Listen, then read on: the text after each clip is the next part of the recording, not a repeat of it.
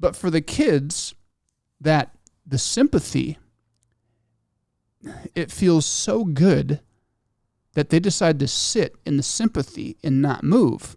Now, your sympathy is actually toxic, and you're keeping them down. Mm-hmm. And empathy would say, I need to help them because my sympathy is not doing the trick. They're not going to shake this off. They're going to stay right here in this puddle because they like my attention. They like my support.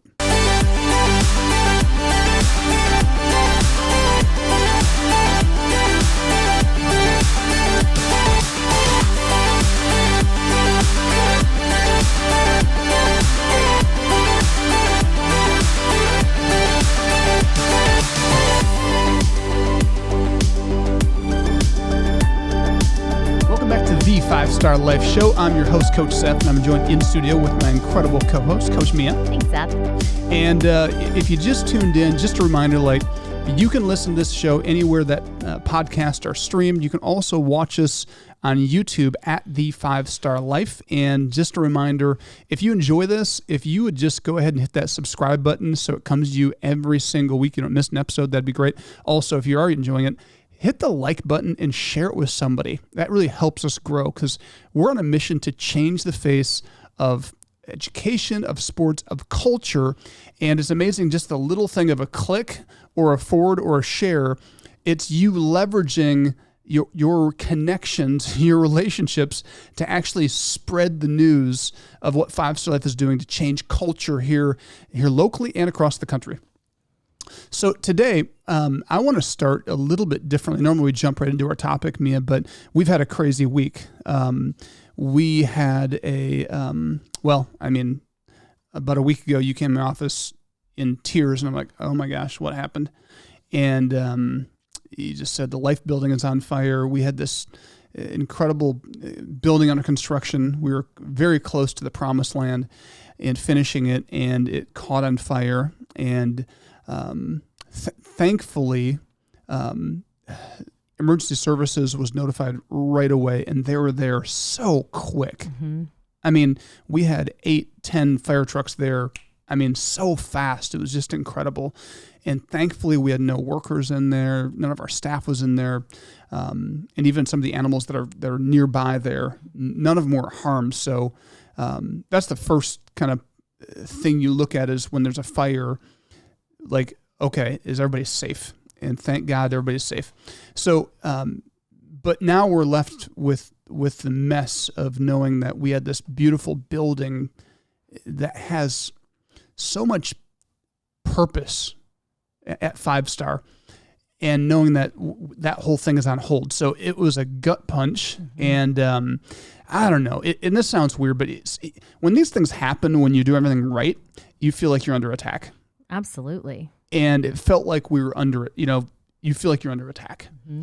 And very frustrating. But for me, that fire lit even if I needed any more fire, I got a little more fire.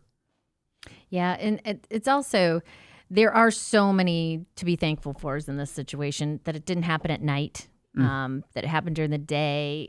No one was in there. But yeah, at the end of the day, it's like we saw the potential, and we thought, man, we could be in there by this summer. We could serve so many kids. But you know what? There's another plan, and it'll be bigger and better.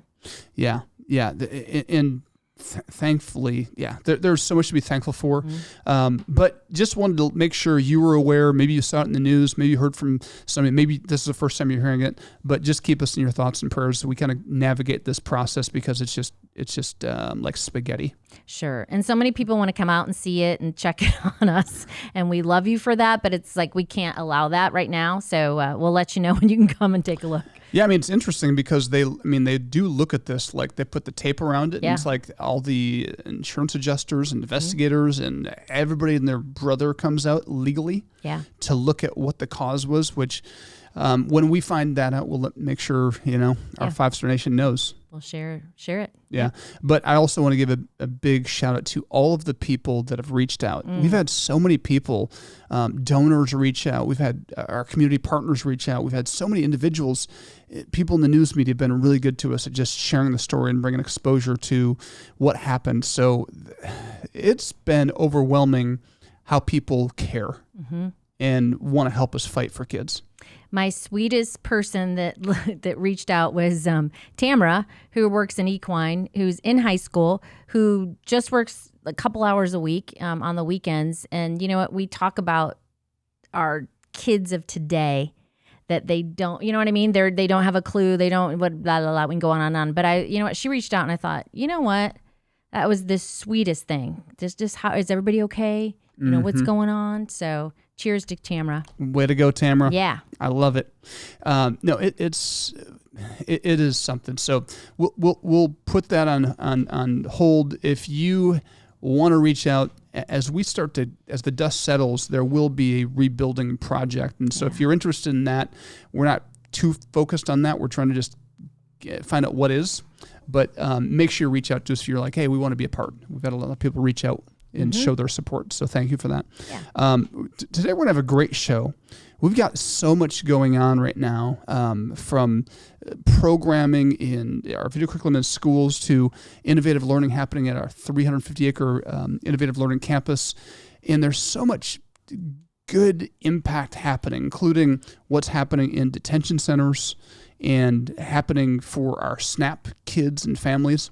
And so this is going to be a great show, but we're gonna take some clips actually, because I was I listened to quite a few different podcasts, but Joe Rogan had a guest on his show that is a very high level academic therapist and studied this from every angle, and she had some interesting insights, and they're talking about like Generation Z's anxiety problem, and why therapy may not be the solution. It just caught my attention because obviously the space that we're in, Mia, we're constantly talking to kids, and one of the things that teachers, parents, and kids are asking us about is like, man, I'm dealing with anxiety, or I'm dealing with mental health issues.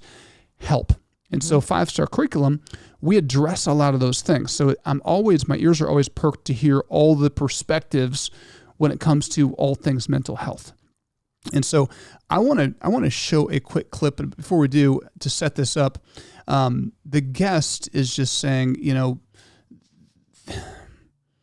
our kids aren't resilient, and that's something that everybody is saying. Kids are not resilient, and so this dialogue is starting to unpack why aren't they resilient, and is the process that adults have, the system, is it part of handicapping kids from being resilient? And resilience is just the power to bounce back, the strength to bounce back. And is what we're doing as adults, is that actually having a negative effect on them bouncing back? So this first clip I'm going to play is, it just starts with Joe asking a question. It's interesting. Check this out. I never say that, and I probably should. I mean, I don't know if I should. But I mean, if I had boys, I probably would. I think I would probably treat them differently. But I think that there's a fine line. Like, where is the point of diminishing returns? Like, where is it valuable to address feelings and anxiety and thoughts? And is it irresponsible to do so without giving them tools to mitigate those things?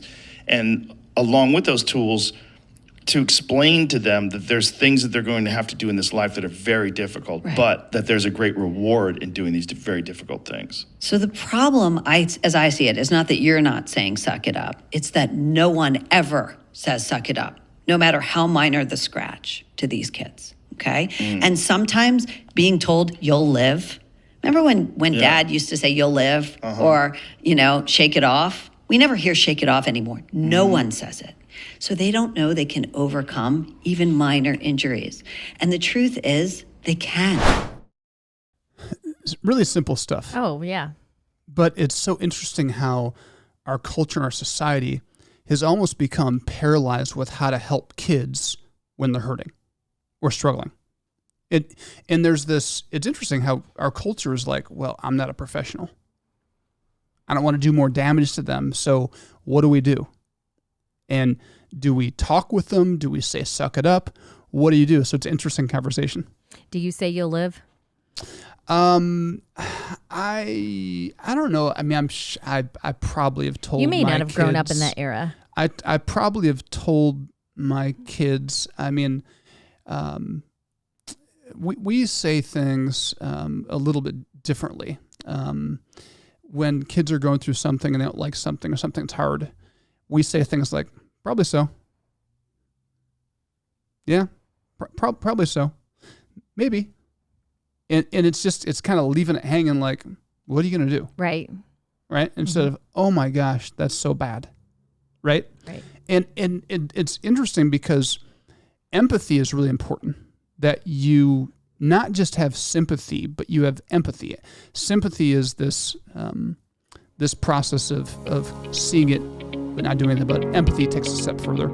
And I just realized I'm about out of time. So we'll come back and wrap this thought up right after this break.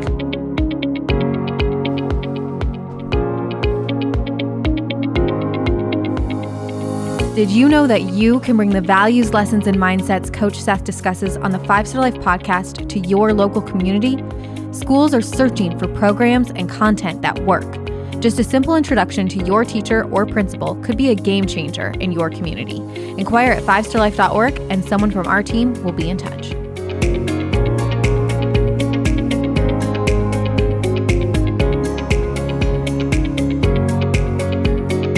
Welcome back to the 5-Star Life Show. I'm your host, Coach Seth. I'm joined in studio with Coach Mia. Thanks, Seth.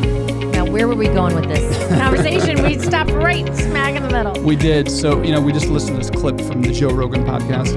And, his guest is just saying the problem, because Joe's just saying, listen, is it wrong to want to talk through things with your kids and just kind of talk through it? And is it wrong to even take a step further and just say at some point, we're done talking, suck it up, buttercup. Right. And she just said that the problem is nobody's saying that ever. Kids are not hearing that from enough people. So what they're hearing is they're there. Mm-hmm. They're there, poor little thing. And what she's suggesting is that only supports victimhood and only kind of enables them to stay stuck in their feelings and their thoughts and their pain, which there's so much controversy over this because there's different kind of pools of thought. Can you coach kids hard? Can you demand and at the same time have empathy, right? Or is true empathy, true care, true support pulling them up? Explain that. So just before the break, I was starting to get into sympathy and empathy. Mm-hmm. I mean, just as a baseline, sympathy is when you see somebody hurting and you feel bad for them, but you do nothing. Empathy is you see it, you feel it, and you do something. Right. So if you see a kid, if I see my sons and they're struggling, is it sympathy to just sit with them in the mud? They're there. I am so sorry. That was so wrong. Is that just sympathy, or is empathy? Is empathy saying, oh my gosh, I am so sorry. That is awful. What are we going to do about this? Good question. Empathy is what? It's doing something to support them. Mm-hmm. Now, how we go about this, it's not an algorithm because we're human beings. So sometimes the first stage is just like listening and saying, I'm really sorry about that. And sometimes that's enough for kids to bounce back. Like, all I needed was the support of my dad. All I needed was the support of a teacher. And now I feel empowered to rise up. I'm going to shake it off and I'm going to go. That's what certain kids will do. But for the kids that the sympathy, it feels so good that they decide to sit in the sympathy and not move. Now, your sympathy is actually toxic and you're keeping them down. Mm-hmm. And empathy would say, I need to help them because my sympathy is not doing the trick. They're not going to shake this off. They're going to stay right here in this puddle because they like my attention. They like my support. I'm thinking of myself because I always thought that I wasn't empathetic, but I guess I'm more empathetic than sympathetic because, as you said, I think empathy is you go to the level that they're at, but then you take them up. Sympathy is staying at, in my mind, is staying at the level that they're at. Like you don't lift them up. Right. And that's how the definitions work, but we don't connect those dots in that way. Right. Right? Right. And so true empathy is saying, I love you too much to stay in this puddle. It's going to get a little bit rocky here, but you have allowed my sympathy to numb you to the fact that you're miserable. I'm just putting a Band-Aid on right now, but when I walk away, you're staying stuck. So as in this clip, this person is saying, there's a time and a place to say, shake it off, pull up your bootstraps, let's go. And this is the power of what we teach in 5-Star, because we're constantly telling kids, like, what happened to you, like nobody else can totally understand what happened to you. So to pretend we're not downplaying what happened to you, but the reality is that you and you alone make the decision to continue to live in that and be a victim. Victimhood is a choice once the victimization is over. That is a powerful truth that is an empathetic place if you can then give them the tools to pick themselves up. Now, I get where some people say, well, you say to somebody, just pull up your bootstraps, shake it off. What does that mean? That's the $1 million question. What does it mean to pull up your bootstraps, to shake it off? It means whatever I need to do next, if it's going to class, if it's going to work, if it's going to do whatever I need to do while still carrying this, that's part of shaking off. It's choosing to do it anyways. I'm not going to let this hold me back. And I'm going to go in, and some people would say, well, you're just faking it. Well, have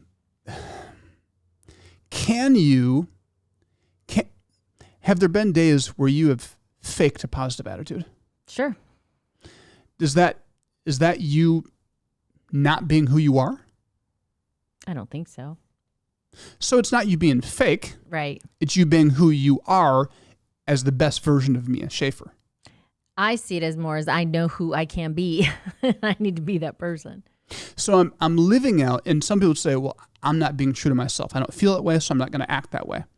And it's like, no, that's you shaking it off and saying, no, I'm going to be kind. I'm going to be loving. I'm even going to be happy, even in the midst of what's going on.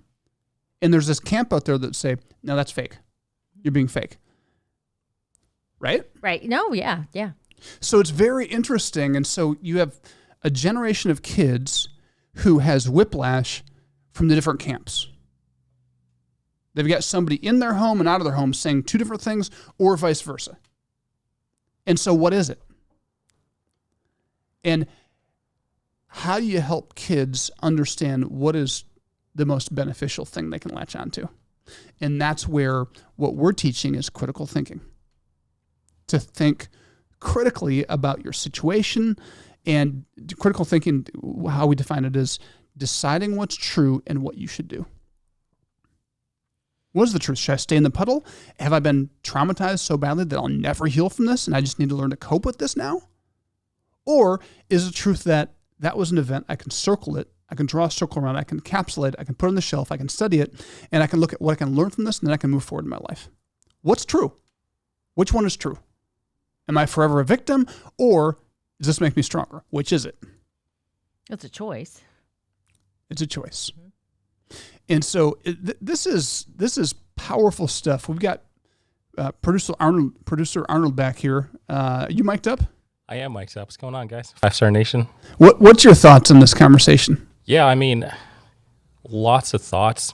Because on the one hand, the expert, I forget her name, but she's talking about the fact that we don't tell kids, or we don't tell people enough to shake it off.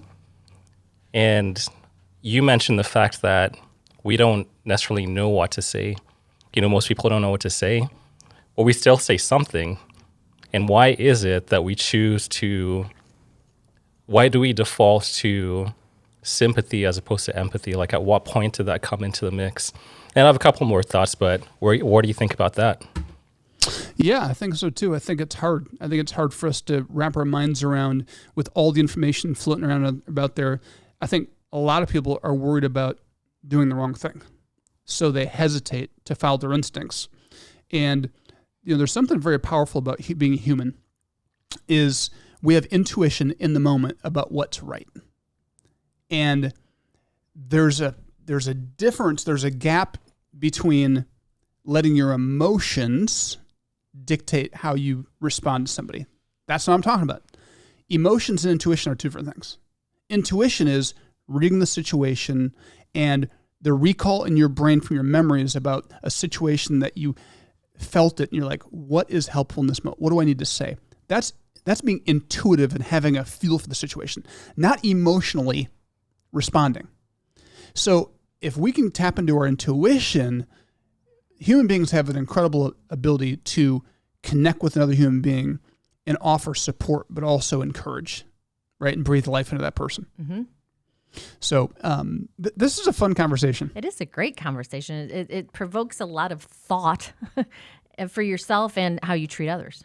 Yeah, and this is what we need. And again, with technology, what happens is once you hit the pause button and you're like, I'm not sure what to do, and then that's our excuse to be like hands off. Mm-hmm. And that is what is missing in our society. People that are hands on and run into the fray and build that connection. We'll pick this up right after the break. Go to 5starlife.org to learn more, to donate, to get involved, to bring 5-Star Life to a school near you. 5-Star Life is a not-for-profit organization dedicated to changing the face of culture by changing kids' mindsets.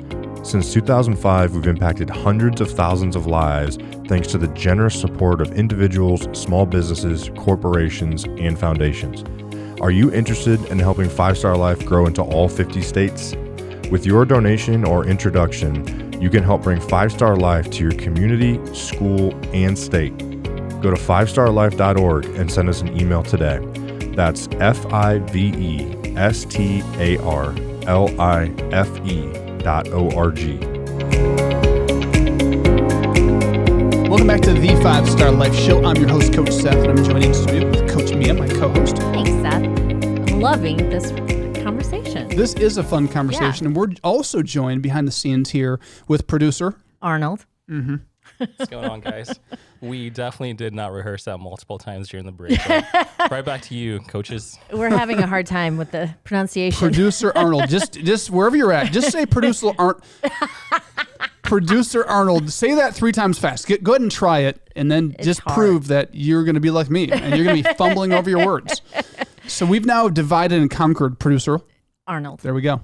But you know what? You're going to live. Suck it up. That's right. Pull up the bootstraps. Arnold, do you have a thought on this? You had a couple thoughts, I think. Yeah, I just had one more question. So you said that people have this intuition, and if they lean into that intuition, you'd be surprised just how well we're able to, show sympathy, or better yet, empathy.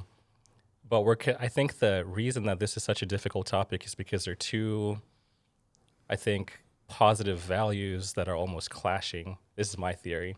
I think positive value number one is we have to figure out a way to cope and move forward and to continue to function as human beings. Positive value number two, we are complex beings with emotions, and those emotions impact and affect our ability to function as human beings. And so my question, I guess that's a thought, but I guess the questions that come out of that, like, do we have to choose between one or the other? Question number one, I'm not saying that anybody's suggesting that, but I think it's an important question to answer. Number two, if we don't, what is the balance? And I think in many ways you kind of addressed, the intuitive aspect. But if there was, like a set of principles that we could kind of use, as a roadmap to, balance out the intuition or reinforce that intuition, what would that look like? A couple thoughts on that. One, intuition, we don't use it enough. So it's one of those weak muscles that's underutilized. And so in the same way that I would build my bicep, right? I have to, like, everybody's born with biceps. It's there. Everybody has a bicep. But how well it works and how much that bicep can do is up to what? Repetition, practice. And so the more we get reps on utilizing our intuition in situations, but when you ignore it, it just doesn't get developed. And so I guess my suggestion is you follow your intuition in situations with people, and what happens is the more you use it, what happens is your emotional intelligence grows, right? So I'm like, ooh, I read that one wrong. I totally misread that one. My intuition was a little off. There's a part of it that I was on, but I took it too far. That's what I've done. Being intuitive in the moment, feeling, right? And the more you do it, the more confidence you grow, and the more things start to flow. And then even in the middle of talking to somebody, you're rereading and reevaluating every word you speak. That's using your intuition. How is this landing? That takes practice, right? Mm-hmm. Absolutely. I think it takes practice, but it also absolutely takes courage as well. Because I think the first step to even beginning to practice is understanding like, hey, I may not feel as equipped to be able to handle this other person's emotional distress, and yet they need my help. They need my help to not sit in the puddle. They need my help to have a different perspective. They need my help to have a more balanced perspective. But for them to be able to get that help, like I need to take that step of courage to use my intuition, not just to default to, the limited emotional intelligence I've been able to develop or that I've been defaulting to, over time. And I'm referring to, just to put this in perspective, I'm referring to, and what this conversation on Joe Rogan was referring to is like from a parent perspective or from a place of strength. Does that make sense? I mean, if you don't have the skills, so I'm not talking necessarily, peers don't always know what to say to their peers in those situations. So they're showing support and their intuition, they just don't have enough experience to pull in the intuition. They don't have the wisdom to know what to say to help them necessarily all the time. But I mean, as a parent, I still think it's very hard. It's very hard. Absolutely. Yeah, you're exhausted and you're just like, oh my gosh, I can't go there. I don't have the strength to go there. So what do you do then? That's a great question. I think when you know yourself, again, that's part of emotional intelligence, knowing yourself and knowing when you can go there and when you can't, that's really important. And so there is, I'm all for, I would encourage parents to jump into the fray. And because part of as a parent, sucking it up as a parent when you're tired, when you're frustrated, you're whatever. So there's wisdom in pausing, but at some point, we as parents, as coworkers, as leaders, we have to be able to. We had firefighters running into a building. I mean, there are firefighters, I'm sure, that were there that probably were sick, were under the weather, that weren't feeling great, that probably, who knows, they might have just came from a fight at their home, like an argument. Like, they probably emotionally weren't all there. They probably physically weren't all 100%. What are they doing? They're running into the fire, doing what they need to do. And this is what this clip is talking about. And so what we've done, though, is we've popularized mental health break. And I'm not knocking it because I believe in mental health breaks. But we've as a parent, I'm not ready for this conversation. And listen, on this show, I've talked about that. There are times to pause and step away. You know that. But here is my encouragement. Can you pause for 60 seconds, walk into the room, use the restroom, get a coffee, and how quickly can we turn this thing around and get to a place so we don't lose our kids? And sometimes it's just like, I hear you, you know what, and I love you, but I need 5 minutes. Yes. So let me process this. Right. And it's easy when you're not in that situation, but gosh, that goes a long way versus, oh my God, I've been working all day and I don't need, suck it up. Don't go there. Yeah. Absolutely. Yeah. So in those moments, and you start spewing and speaking, that's super harmful. Right. So interesting stuff. Does that answer any of your question? Yeah. 1,000%. Great answers. And I think that distinction that you made is important. Like, in the video, Joe Rogan, producer Arnold, the R. Joe Rogan, and the expert, they're talking about that parent-child relationship. And I think that's an important distinction to make, which raises a question of, okay, in what way do those principles transfer to kind of like peer-to-peer relationships? But maybe that's a conversation for a different day. Sure. One interesting thing that I did hear Joe Rogan say, that if he had boys, he would do it differently. That he wouldn't say, suck it up. because he has all girls. So he was saying if he had boys, he'd do that more. Yeah, he would. Yeah. But it's interesting because my girls would say that their dad was, harder on them being girls, and his thought was, I want them to be independent. I want them to be strong. And you know what? They're not any less feminine. They're not, but they are super strong girls and proud of all of them. So it's just interesting that he said that. Yeah, because and I've heard him talk about this, like it's a man's world. Yeah. Right? I'm not trying, this is not a political statement. No, it's not. No. But that's, Jim was trying to prepare his daughters to be tough. And he was trying to prepare them in case I'm not here. Mm-hmm. This is what you need to learn how to do. And everybody doesn't choose that path. And sometimes, from the outside, people are like, sheesh, like, man, But looking back, it was the smartest thing. Mm-hmm. It was a great thing for our family. Yes. And again, the distinction they make is, what about if you're dealing with, like, you've been abused and you're in this desperate situation? We're not talking about suck it up. Right. Here's something I want to refer to, and I'll cover this in the next segment because it's worth covering, but I'll just tip my hat to this. There's something very powerful about when you're in the middle of the fray and you're thinking about going in there. You have to reset your mind and make sure you have empathy. That's like is it, and I've talked about this before, is it love-based or is it fear-based? And it's usually the fear that says, I'm not ready for this, I can't handle this. But it's the love that says, man, I care so much about this person. I don't even know exactly where to go, but I'm going to give it a try, and I'm going to start to express what I feel for them, and just to try to build them up.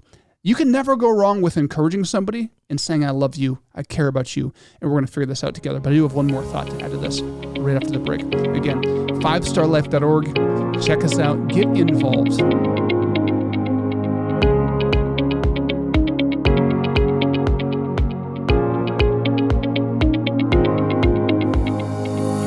Five Star Life offers year-round programs for kids at our 350-acre training facility that we call Summit. These programs focus on 3 core components. First, each program includes lessons from our curriculum that targets kids' mindset. Secondly, each program teaches a skill like equine, archery, blacksmithing, basketball, fishing, boating, and many more. Thirdly, our programs connect kids to mentors we call coaches, who are trained to help kids live a 5-star life. Go to 5starlife.org to learn more or sign up your kids.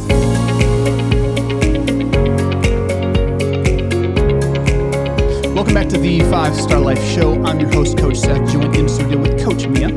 Seth. And we've got producer Arnold in the house as well. And Arnold, you asked some good questions, and we're talking about, we showed a clip in the first segment. So if you missed the opening, go back and watch this. Or listen to it, but it's Joe Rogan in this. Actually, she's a journalist who studied this. Just this whole trend of, is the adult approach to the way kids are handling anxiety and depression and trauma, is it actually having a negative effect on kids? And the opening question was like, is it okay just to tell kids to suck it up? And one of the things that is, you asked the question, Arnold, can we be equal parts empathy, sympathy, but also is it okay for us to feel the emotions, feel the pain, and experience that, because we're human, we're highly complex, but yet then also be ready to bounce back. And I think here is where high-level mental health thoughts come into play.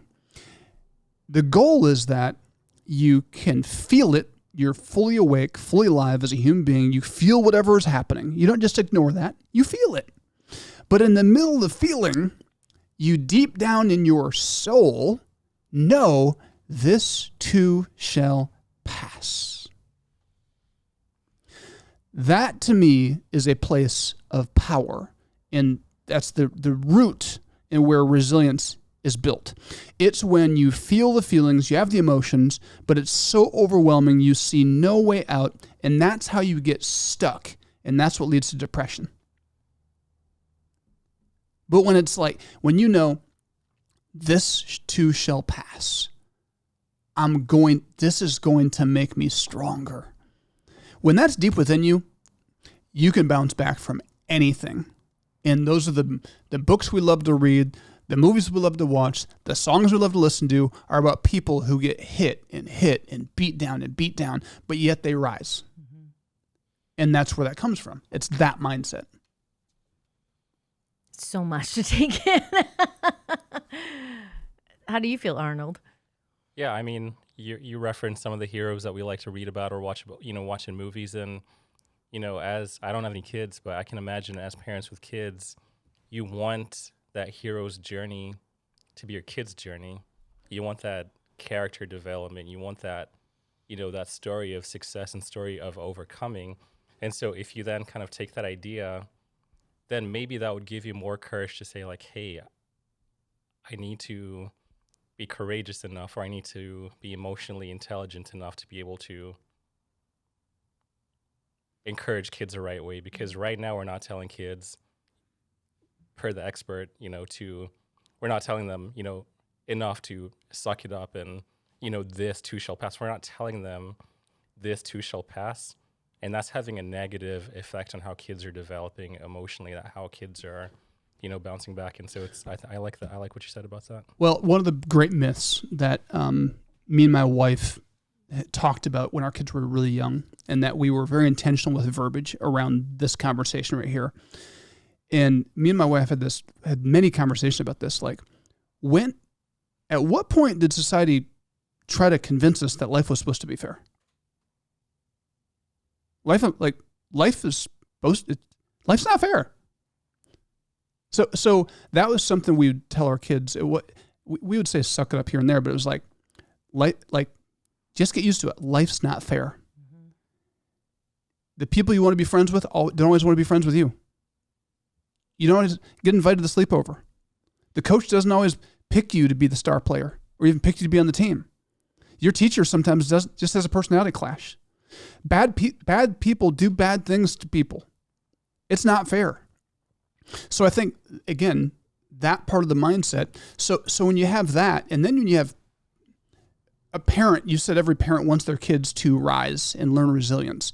But the big question today for parents is, but are you willing to allow them to go through the process where they are the hero of their own story? If every time something goes wrong, you're there to coddle them, right? And allow them to be a victim. Victims are never the heroes. But I think really, if you want to talk about what we're talking about today, it's that. It's like, are you willing to let your child go through the process? Now, it doesn't mean that you don't join them and, go down to their level when they've, they think that they've hit rock bottom or they had a setback or whatever. I think that's where this all gets confusing. 100%. Because now in those conversations, there are conversations where you're like at a loss sometimes as a parent. You're like, mm-hmm. Okay, I've said everything I know to say. And sometimes when you've done everything you can do and all you can do, and there's a great scripture that says this, when you've done all you can do, then you just stand. And sometimes you're just standing with your kids. Mm-hmm. Sometimes you're just sitting with your kids. And you've given them the encouragement, you've given them the support, they're still struggling, and now it's just like, now it's on them. Mm-hmm. I think one of the main things that was hard for me as a parent is the whole friend thing. That is hard to stay out of. That is hard to navigate. But it's the perfect example of you got to let them go through it. They have to go through things, and this is where parents become the empowerers and the builders of the superheroes. Because when my kid goes through pain and struggle, and if I just am a hard-nosed parent that doesn't have any empathy, that doesn't say they're there, mm-hmm. that doesn't acknowledge this is wrong, you have to acknowledge it. But when we stay there and don't take it to the place of, man, you are so strong, I can't wait to see how this shapes you. You're going to look back someday on this, and this is going to make you stronger. And that's not just a cliche, but what's going to make them stronger is how they pick themselves up. And that's where they become the hero, when they pick themselves up. Right? Right. We as the parents, we love robbing them from being their own hero. We'd like to be the hero. I'm going to pick them up because I have the ability to. Yep. Well, guess what? You really don't. By doing that, you'll keep them in that, and they will become a victim of trauma. Now, do you feel like when they pick themselves up, that's like them sucking it up? It's like, yeah, I'm gonna do this. Well, first it's mental. It's them when they get deep down, when the child understands like this is gonna pass, or I'm done with this. That's the place of power. When they become like, okay, my dad just said this is gonna pass. How long do I want to sit here before I start thinking about how it's going to pass? How can I help this pass? Some of it I have to endure, but what can I do? I'm going to shift my focus. I'm going to shift my energy. I'm going to shift. That is a muscle that if they learn to flex that is, according to research, that's kind of the golden ticket. That's called resilience. See, and that's how, I mean, I truly do feel like, I hate that suck it up thing, but people do say it. It sounds like it's heartless, and you have no empathy or sympathy in that moment, but you do, and it is that mind shift change. Yep. That's when it happens. And that right there is when they get that, they can apply that to every other area of their life. And when kids and parents are no longer afraid to fail, no longer overwhelmed by obstacles or pain, but they realize this just makes me stronger. This just lets me tap into who I really am. And so part of it is the whole shift as a parent to, it's not like, if we believe it's the end of the world for our kids, they're going to buy into that. So it starts with us and us realizing this is going to pass and this is going to make them stronger. I think that's probably one of the most important things for parents to grasp at the beginning. That's good. We got about 1 minute, 2 minutes. What can you leave us with? You know what? I want to start where we finished. I mean, this whole fire situation at Summit, an opportunity for us to, it's a perfect illustration of you have fire. You get burned. You have hopes. You have dreams, and they all in a moment vanish. And you have an option. We can be victims. We can be miserable, we can feel sorry for ourselves, or we can start saying, okay, how is this going to make us better? And that right there, that's what your kids need to hear all the time. Every problem, every challenge. How can you use this for your advantage? Because that's what life is meant to do, to shape us. So it's good stuff. Go to 5starlife.org to learn more. Get involved. Bring 5 Star Life to a school near you. Volunteer. Donate. Now's the time. Again, hit the subscribe button. Hit the share button. Thanks for tuning in. At 5 Star Life, we are changing the face of culture through education and sports by changing the most important piece of a human being's life, their mindset. If you are interested in being a part of our journey, please visit 5starlife.org for more information on volunteer and donation opportunities.